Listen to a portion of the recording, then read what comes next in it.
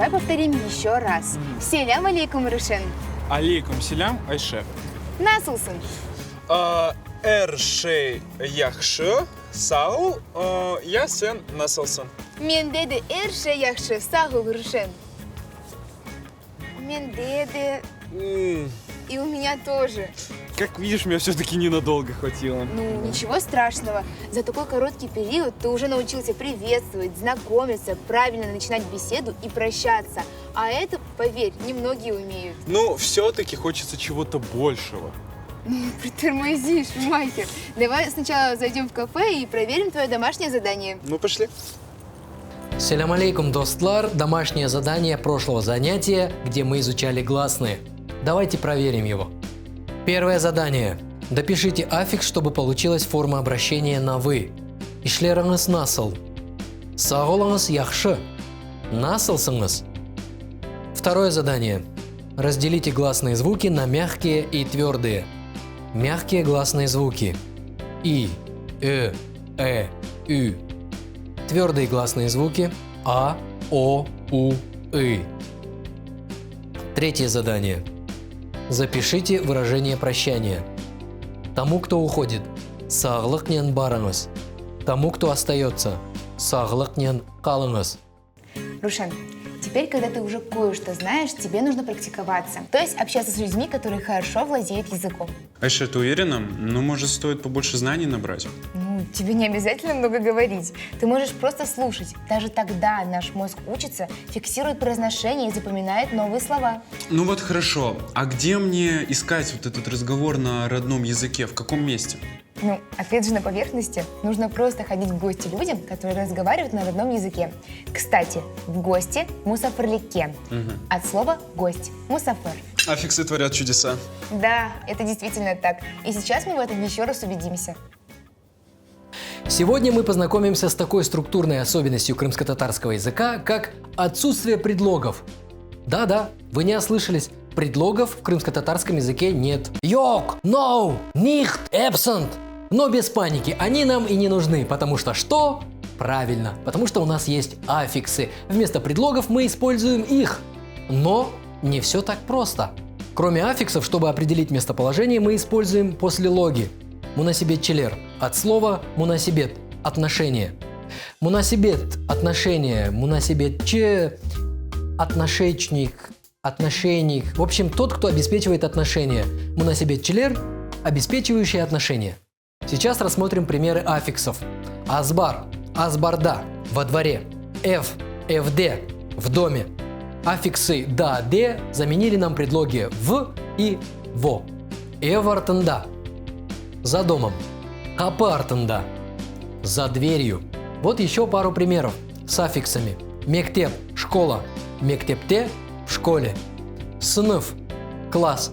Сыныфта – в классе. А теперь примеры послелогов, которые также заменяют предлоги в крымско-татарском языке. Мектеп янында – возле школы, у школы. Сынып янында – возле класса, у класса. Рушен, эй, ты в порядке? Ты сейчас где вообще? Да я-то здесь, но вот эти аффиксы «да», «де», «та», «те» — это у меня просто в голове не укладывается. Где их использовать? Без паники. Помнишь, мы изучали твердые и мягкие гласные? Да, я помню то, что в крымско-татарском языке 8 гласных. Из них 4 звука мягкие. И, ü. И 4 твердые. А, о, у, и. Молодец, все верно. А теперь давай разберем слово. Азбар – это двор. В этом слове все гласные твердые, верно? Да. Значит, какое будем вставлять? Азбар, да. Да, Правильно? отлично, все верно. А как насчет F – дом? Как будет в доме, Рушен? Ф, Д. Правильно? Ну вот видишь, ты и сам все знаешь. Не нужно было так переживать. Вернемся к послелогам, которые помогают нам определить местонахождение. Вместо предлога «за» используется послелог «артында». Например, «за школой» – «мектеп артында». Вместо предлога «у» используем послелог «янында». К примеру, «эв янында» – «у дома». Если что-то находится перед объектом, о котором идет речь, то используется послелог «огюнде», который заменяет нам предлог «перед». Так, спереди сказал, сзади сказал, рядом сказал. О, не сказал еще, как будет напротив. В этом случае употребляется послелог каршысында от слова каршы, то есть против. Каршысында – напротив. Ну а теперь пример с домом, вокруг которого мы сегодня ходим. Эв каршысында – напротив дома. Просто запомните, если возникает вопрос «где?», значит нужно использовать аффиксы и послелоги. Кстати, «где» переводится «каэрде», «неэрде». Рушен, давай с тобой поиграем в одну игру. Я буду тебе назвать место, а ты будешь строить фразы с предлогами и послелогами. Ну, давай попробуем.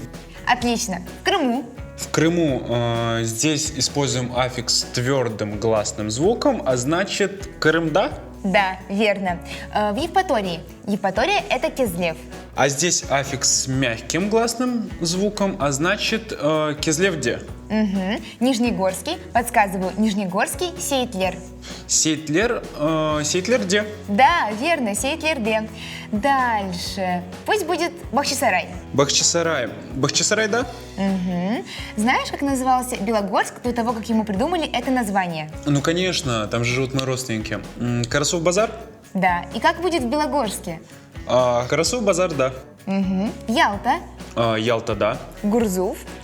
Гурзуф, да? Нет, подожди. Нужна же созвучность, а значит Гурзуфта. Угу. Сак. Подсказываю. Так назывался город Саки до того, как ему придумали это название. Сахта. И последнее – Симферополь. Ну, думаю, тебе не нужно говорить, как он назывался. Ну, конечно, я же здесь живу. Ахмеджит. Та? Нет, Ахмеджите. Да. Ахмеджите. Все правильно, молодец. Обратите внимание на написание слова Бахчисарай на крымско-татарском языке. Название столицы Крымского ханства состоит из двух слов – Бахча – сад и Сарай – дворец. А название города Карасов-Базар – Белогорск состоит из трех слов – Кара – черный, Су – вода, Базар – рынок. Карасов-Базар – это название реки, на которой стоит город. В тюркских языках так называются реки, начинающиеся выступающими из-под земли родниками. Рынок на черной воде. Так, контрольная проверка по аффиксам. Если я спрошу «сеньер де окуйсен» – окумах – читать и учиться. В данном контексте учиться. Что ты ответишь? Я отвечу университет те. Да, верно. Теперь проверим послелоги, которые заменяют нам предлоги «за», «у», «перед» и «напротив». Я готов, у меня все записано. Хитрец. Ну, давай проверим. Возле школы. Миктеп янында. За школой. Миктеп артында. Перед школой. Миктеп агюнде. Да. А еще можно сказать напротив школы. Мектеп каршысында. И давай, чтобы закрепить эту тему, посмотрим еще несколько диалогов. Сен қайда яшайсың? Мен Қырымда яшайым. Сіз қайда яшайсыңыз? Мен Бахчисарайда яшайм. О қайда яшай? О, Карасов базарда яшай. Рушен, я приглашаю тебя в гости для того, чтобы ты мог попрактиковаться. Ну, Айше, я не знаю твоего адреса. Ну, ты можешь спросить меня о нем. Сен хайда яшайсың? Мен камен када яшаем. Кель мусаферлике. Сал, но для начала предлагаю допить чай. Это был 4-й урок, друзья. Надеюсь, вы осознали, что все не так уж и сложно, как казалось вначале. И чем больше вы будете узнавать, тем легче вам будет двигаться дальше. И совсем скоро вы достигнете хорошего результата. А теперь домашнее задание. Первое задание. Переведите на крымско-татарский язык и запишите.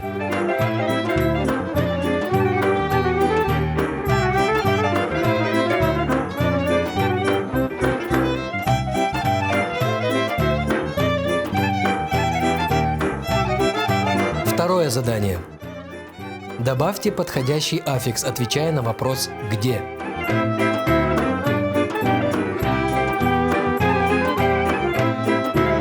Третье задание.